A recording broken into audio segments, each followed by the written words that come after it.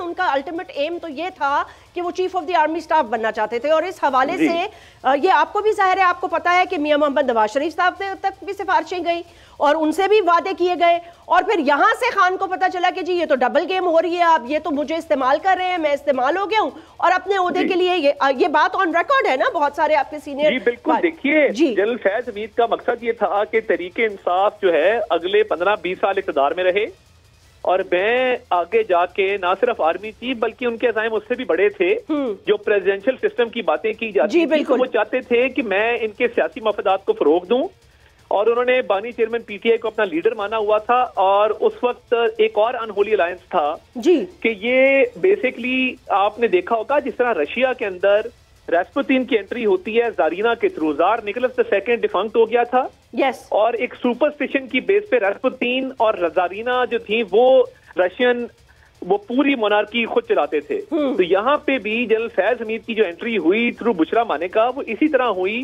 कि वो एक आपस में चीजें तय करके तो फिर बानी चेयरमैन पीटीआई को पिच करते थे। तो ये एक ट्राइका था जिसके अंदर ये अनहोली अलायंस, और देखिए इन्होंने बकायदा वो जो मुर्शिद वाला सिलसिला शुरू किया। अब मुझे बताइए कि जितने जनरल फैज हमीद के करीबी लोग थे जिसमें जुल्फी बुखारी, उसके बाद आप देख लें शहजाद अकबर को, आप देख लें फराह गोगी को, ये तीनों उनके करीब तरीन लोग थे।